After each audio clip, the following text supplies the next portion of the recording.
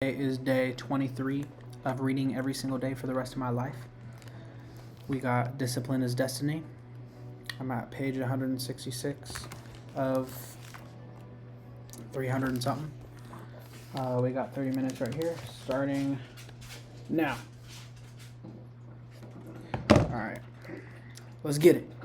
The irony, of course, is that with power comes license to say whatever you want, whenever you want, to whomever you want.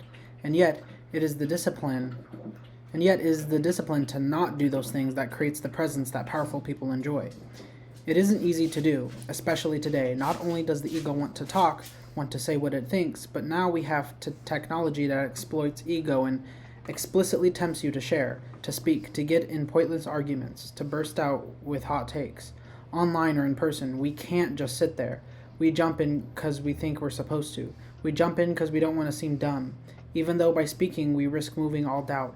We jump in because we can't just live with someone else because wrong and not knowing it. We jump in because we just can't live with someone else being wrong and not knowing it.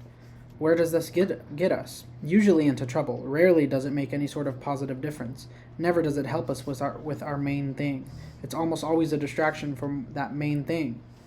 Can you keep a secret? Bite your tongue about something or something you dislike?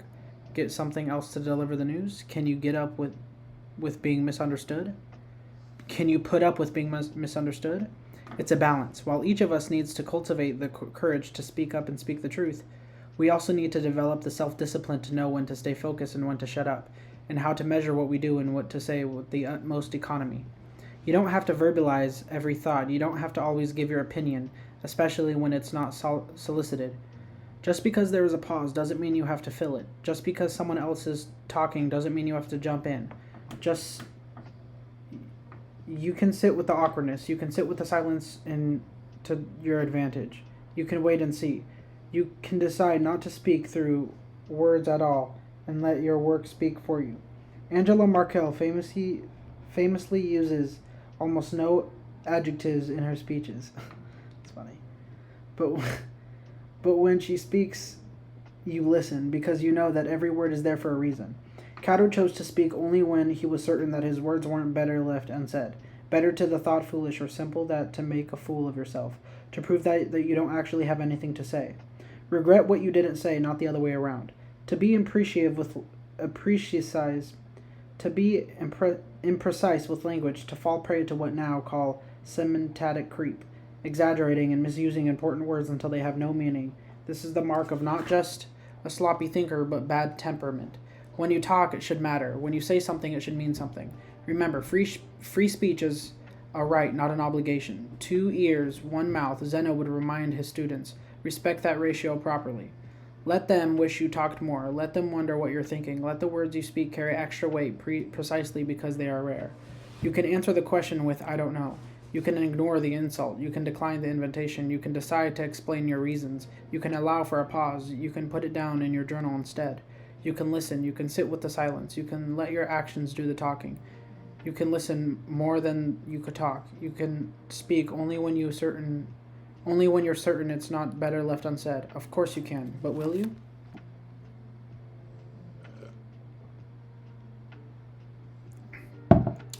Hold your fire. How badly Churchill must have wanted to attack, a lifetime of pushing. As he had once described his ambition to lead and be at the center of things, he was now intersecting with years of warning about the menace of Nazism.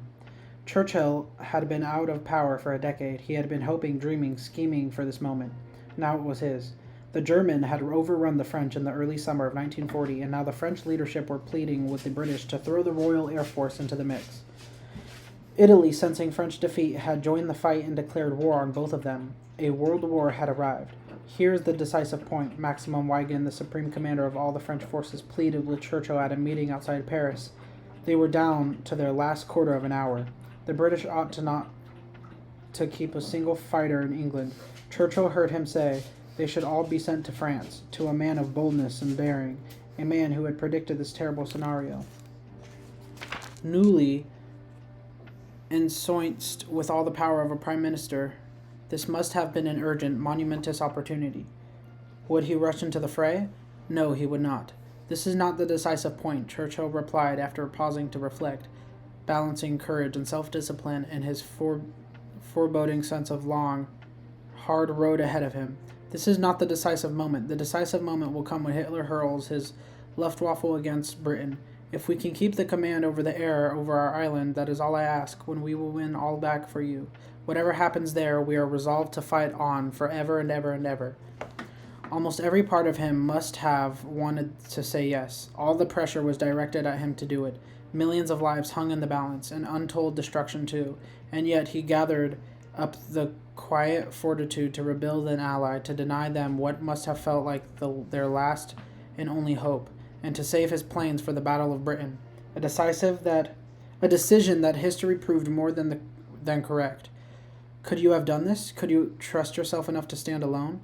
Can you stoically endure the criticism and questioning to persist to what you know is right, even at great cost? A leader who cannot do this, well, they're not a leader, they're a follower. At nearly every juncture of the war, Churchill was provoked. There was always the impulse, the pressure to do something from his allies.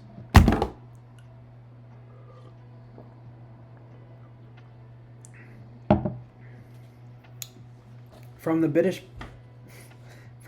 people, from the enemy, yet success, as most strategy does, depended on judicious restraint. In 1942 and 1943, pressure built for an Allied landing in Europe, opening the so-called Second Front against the Germans. Again, Churchill resisted, taking one American diplomat on a midnight tour of the Parliament, which had already been heavily bombed.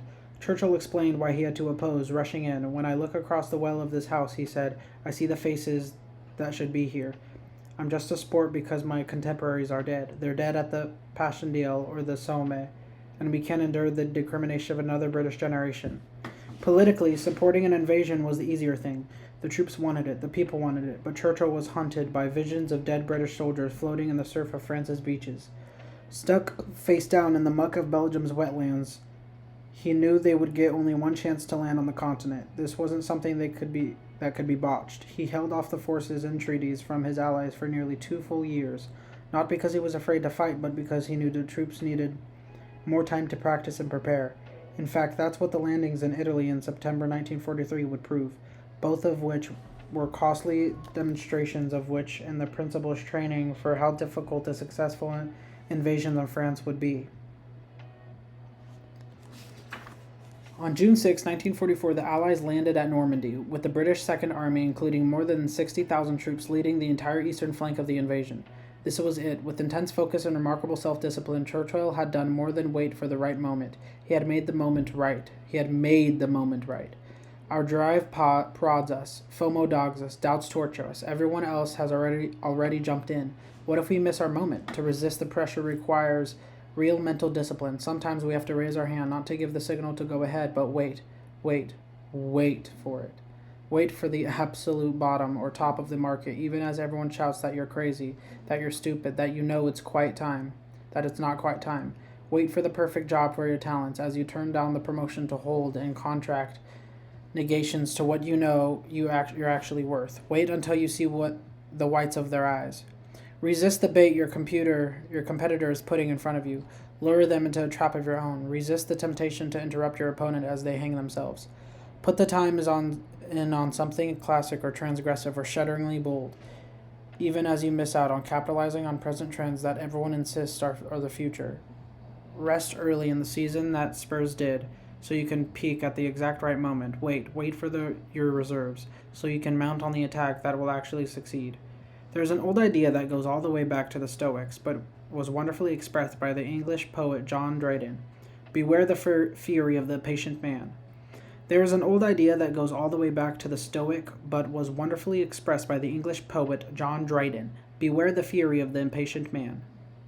It was hard for Churchill precisely because he was furious. He was a doer. He had his back against the wall, but instead, through the calm and mild of strategic brilliance, he waited. He held his fire, and when he did take his shot, he blew the target apart. This isn't lying to yourself about how someday, hopefully, maybe you'll do something. No, you've decided to act. Now you've got the harder hurdle to clear. Holding on. taking the hits while you do so, while you move with deliberateness, to get it right and make it count. Will you? In life, in war, in business, we often only get one moment, one opportunity. Nobody is going to give you a do-over. You never get to go back and try it differently, to make up for deficiencies in preparation, to times things better, to get more leverage. One shot. Are we strong enough to wait for it? Can we discipline those nerves? Can we make it count? Yes, we can. We must. Temper your ambition. In 1791, a young Napoleon entered an essay contest with the hopes of winning its 1,200 frantic prize. The prompt was a powerful one. What are the most important truths and feelings to men to learn to be happy? The essay took him 6 months to write. The prompt was a powerful one. What are the most important truths and feelings for men to learn to be happy? The essay took him months to write, and he did not win. But at age 22, in his youthful excitement, he put down as good as warning about insatiable ambition as there ever was. What is Alexander the Great doing when he rushed the Thebes into Persia and thence into India? He was ever restless. He loses his wits. He believed himself God. The future conqueror could write, "What is the end of Cornwall? He governs England, but he is not tormented by all the daggers of the Furies." Damning illustrations of the heights of the intemperance. And if that weren't enough, Napoleon then moves in for the cup de grace, with a pronouncement whose meaning is unmistakable.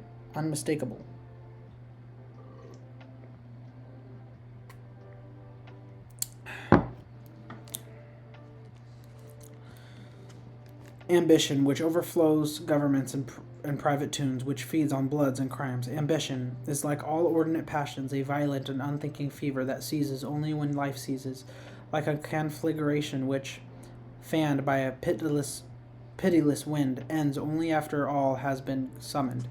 If only the adult Napoleon had been reminded of those words during those turbulent, destructive years when he had named himself Emperor of the French and mandated Promptius titles like Messagnier, Altinus, Serenitium, Serene Highness, and Excellence for himself while placing the incompetent relatives on thrones across Europe. If only someone could have reminded him of his own fleeings about the perils of unchecked ambition. But wait, something actually did. In the early 1800s, Talleyrand, his foreign minister, dug up the essay in the archives and gave it to Napoleon as both a gift and a warning, which his imperial and royal majesty, yet other title he gave himself, refused to accept as either. The author deserved to be whipped, Napoleon and his younger self. What ridiculous things I said, and how annoyed I would be if... It was not a coincidence that Napoleon's physical discipline abandoned him around this time, which is why the most flattering portrait artists cannot ignore his increasing rudeness. They were... What ridiculous things I said, and how annoying I'd be if they were preserved, he exclaimed as he threw what he thought was the only copy into a fire. A short time later, he would once again litter the continent with a generation of bodies and find himself exiled to a rock in the ocean where he would do no more damage to humanity. For much of history, Alexander was the cautionary tale for unfettered ambition. Sure, he was brilliant. Sure, he accomplished incredible things, but where did it leave him? Empty, alone, unhappy. Go, he found himself taunting his own men when they finally realized he would never be satisfied. Go tell the countrymen that you left Alexander completing the conquest of the world. Except he died almost immediately after, and his empire collapsed with him. The poet Juvenal remarked that the whole world had not been big enough to contain Alexander, but in the end a coffin was sufficient. And what had it been all for? Like Napoleon, it had been about the people or about a cause. He had waged wars of offense and aggression entirely for himself. This was the pathological need to achieve, for which the consequences were ultimately borne but by basically everyone else. There is a considerable amount of self-discipline required to quit bad habits, particularly the more gluttonous ones, but all of the addictions in the world, the most intoxicating of the hardest to control is ambition, because unlike drinking, society rewards it. We look up to the successful. We don't ask them what they're doing or why they're doing it. We only ask them how they do it. We conveniently ignore how little satisfaction their accomplishments bring them, how miserable most of them are, and how miserable they tend to make everyone around them in turn. Seneca, a man whose ambition got him into trouble, like Napoleon, would say of a ruthless general named Marius, the Napoleon of his time, that while Marius commanded armies, ambition commanded Marius. He lamented the leaders and business people and conquerors who disrupted and disturbed the world. Why they themselves were disturbed and disrupted, Marius and Napoleon and Alexander were powerful, and ultimately powerless because they couldn't stop, because there were never enough. They lusted for control over millions because they lacked control over themselves. Just as well with our relationship to drugs or devices, we have to ask ourselves, who is in charge? Our mind, our slavish need to be the biggest, the winningness, the richest, the most powerful, the most famous, the need to do more, to get more, to achieve, and again. We have to ask, what is this really bringing me? What am I actually getting out of it? Did Napoleon accomplishments make him happy? Power and wealth didn't make him more secure? Beside the guilt and shame, which he clearly deserved, he died alone in the second island of the middle of the ocean. Now, this criticism doesn't mean all the accomplishments are to be scorned. What would the world look like if nobody tried to do anything, if nobody pushed to get better or do more, if we didn't have ambition, some big goal or some big goal we are after? How would we know how little things, what distractions to say not to do? Ambition is good. It just must be tempered. Like all elements of self-discipline, it's about balance. The monk of the priest who tries to reduce their needs to nothing, who rejects everything in pursuit of spiritual perfection. It is not all that dissimilar to the billionaire who keeps building and building, or quarterback who doesn't even consider retiring. At the same time, the person who dreams of nothing, who believes in nothing, who tries nothing, well, that's not really the point either. What are we talking about here is really temperament. We must have a sense of self and worth that can check our ceaseless ambition before it overlaps itself. As Shakespeare warned, without the brake that prevents us from getting carried away, ambition not only deprives us of happiness, but it can very well destroy us, and harm others, as the insatiable conquerors invariably do, whether it's innocent victims of the wars they wage, the people they use and discard on the way up the ladder, family they neglect in the process of the countless limitations they inspire. We don't need accomplishments to feel good or to be good enough. What do we need? The truth, not much.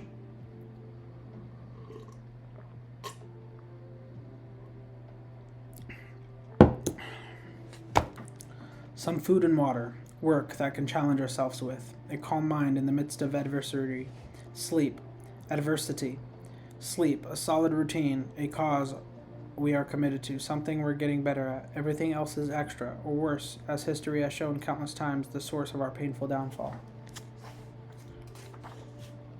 Money is a dangerous tool. Babe Ruth made more money as an athlete than a person could have reasonably spent in a lifetime, and yet there he was, making a pretty good go at it. His rookie salary of $600, when a loaf of bread cost 5 cents, was doled out to 55 paychecks twice a month. $50 paychecks twice a month. When Ruth received his first paycheck, he spent it on a bicycle. When he moved into the big money, it was sports cars, custom suits, leather coats, silk shirts, diamond horseshoe tie pins, and frequent trips to casinos and racetracks. When there were rumors that his marriage was in trouble, Ruth bought his first wife a $5,000 mink coat. When the Yankees clinched the pennant in 1928, Ruth rented out 4 rooms and threw a party at a hotel. When he learned the hotel didn't have a piano, Ruth went and bought one. His baseball salary earned him more than the President of the United States, but he'd usually start spring training borrowing from teammates until his game checks came in. He had no idea whatsoever of money. One manager said he didn't seem to think it would ever run out. He'd buy anything and everything. It was with the great laughter that the Yankees locker room heard Ruth tell a young Gehrig, "Save your money. A bird has to think of a time when he can't play no longer." It was estimated that Babe had, by the time, blowed hundreds of thousands of dollars and career earnings on the high life. He had fun along the way, and more fun on a frugal man than Cato probably. But he had fun along the way, more fun than a frugal man like Cato probably. But he had also came to regret it, as did his heirs, as much as his gluttony. So many rich people find themselves in this position. The point of success was supposed to be security and freedom and contentment In reality, it brought him anxiety, envy, and instability. The only thing that worries me in life is money, Churchill once confessed to his brother. Unlike most of the British upper class, Churchill did work for a living, becoming one of the highest paid writers in the world. But that mattered little when he was in his mother, as his mother described him, a perfect sieve as regard to money. He earned it quickly and spent it faster, then wondered where it all went. His beloved Chartwell, an estate in the green countryside, was such an impulsive and little considered purchase. It almost cost him his marriage. Churchill would lose $50,000 speculating in the market in 1929. It was a terrible loss he could not begin to afford, but also from which he learned nothing. Promptly returning to the market, he lost $3,000 in a single month on Montgomery Ward stock, and that was on the top of the actual gambling he did in the casinos of Europe. As if the world wasn't scary enough in Churchill's time, he would speak of the sense that he was sinking into the abyss, because financially he was. He would once draw himself as an overloaded little pig, carrying a 20,000-pound weight on his back. Even during the Blitz, he was arguing with his agent over royalties and thinking about tax exemptions. Why? Why? It was all ill discipline. It was an attempt to treat himself in a way his parents hadn't, to buy the love and fun he had missed out on. It was an attempt to prove himself, to keep up with the best and the brightest and richest of his time. Thankfully, Churchill was a vital and energetic man, but how much of this vitality was wasted? For what? And even if he was lucky enough to skate by his son, who inherited his habits but not his talents, not only nearly so lucky, if only his father could have held off. When your choices turn into someone else who has to worry about money, you are not rich, no matter how much you make. Across the Atlantic, the author F. Scott Fitzgerald wore himself out in similar fashion. He was infatuated with wealth and glamour. He was driven and ungodly talented, but also impossibly immature. And in a marriage that brought out the worst in both parties, I used to write for myself, he lamented while staring at his mountainous debts.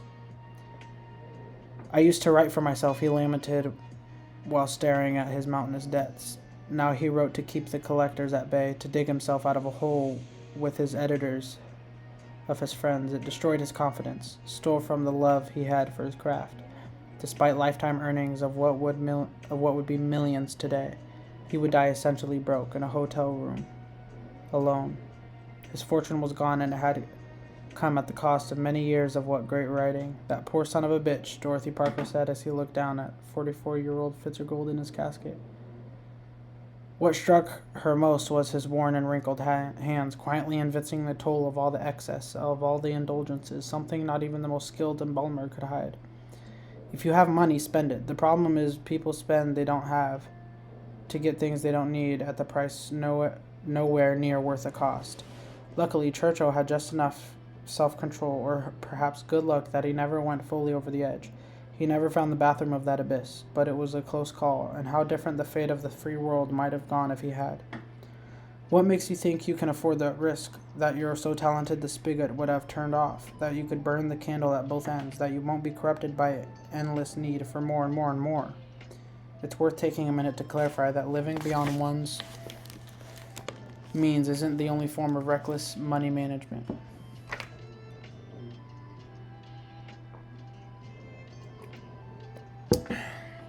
The virtue of Cato's restraint can just as easily be taken to excess, as it perhaps even was by Cato. It's also irresponsible to be pennywise and foolish, to grind your life and vitality into dust, trying to save minuscule amounts of money on things that don't matter. Discipline with money is relative. The internet abounds us with legitimately wealthy people sharing tips on how to reuse their trash bags or stack coupons to reduce the cost of things they should not be thinking about twice. They're not sweating the small stuff, they're sweating the microscopic. It's important to save, sure. We want to make sure that this isn't costing us our precious resource, time. It may well also cost us relationships with lovely people, our spouse, our children, our friends, who are not quite so strict with themselves. For centuries, people on both extremes of the money spectrum have fundamentally misunderstood its value, its purpose. Fitzgerald thought that the rich were special, that they were different from people. Hemingway would write in response, yes, they have more money. Money isn't good or bad, it is a tool. Churchill's writing, for instance, supported him when he was exiled on the political wilderness. If money provides freedom or leverage, then great. If it becomes an addiction or a disorder, or worse, a distraction, not so great. We must be on guard against how easily this becomes greed, seeing money is all ours. Frugality and generosity rarely seem to go together.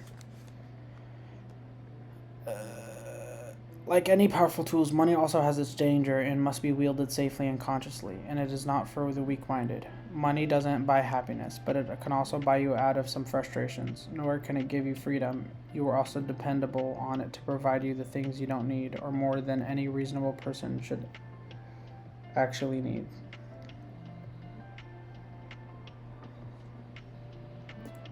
Nor can it give you freedom. If you are dependent on it to provide you with the things you don't need, or more than any reasonable person actually needs.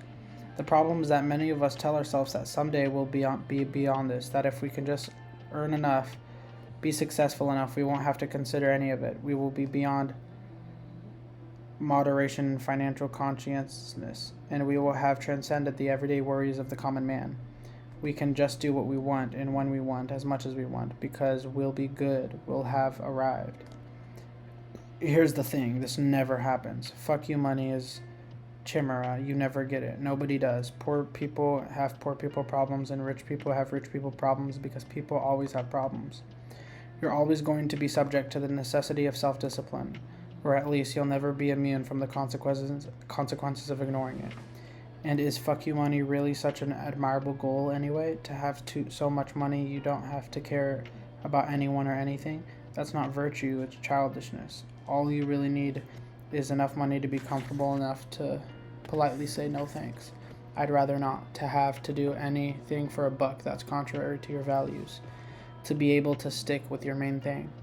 No amount of money ever is going to truly free you, but being less dependent, caring less about money, that will free you right now.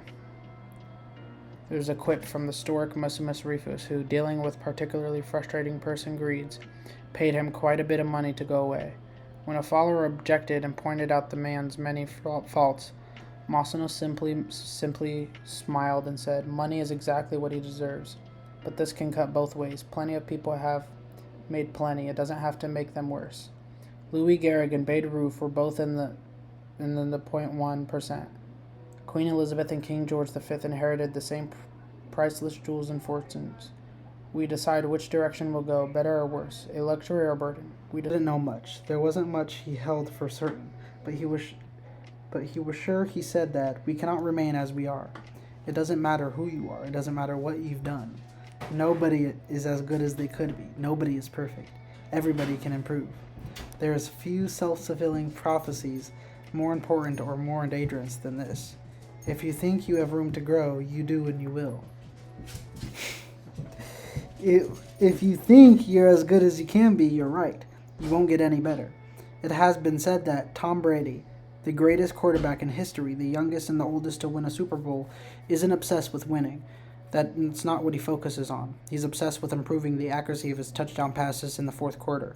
He's obsessed with getting a little bit faster at releasing the ball. He's not willing to stay the same. Even though that same is very consistently the best in the league. The process of getting better, that's his drug. That's the dragon he chases. That's how he's able to defy aging and all expectations. The Japanese word for this is kaizen, continual improvement, always finding something to work on, to make a little progress on, never being satisfied, always looking to grow. Revolution, transformation, that's what amateurs chase. The pros are after evolution. It is the first step to just showing up, committing to doing something each day. Then the next is finding something to focus on better at each day. And in this, where cumulative improvement meets compounding returns, we can harness one of the most powerful forces on earth. Think about it. Most people don't even show up. Of the people who do, most don't really push themselves. To show up and be disciplined about daily improvement, you are the rarest of the rare. And if self-improvement sounds difficult, how about just making fewer mistakes? This is what Gehrig's manager said about him. The secret to Gehrig's incredible trajectory as an athlete wasn't just for his commitment, it was that he never made the same mistake twice. The guy who began his career blowing at least one play per inning improved one mistake per game, to one per week, to one per month, to ever as human. Alright, 30 minutes is up. See you guys day 24.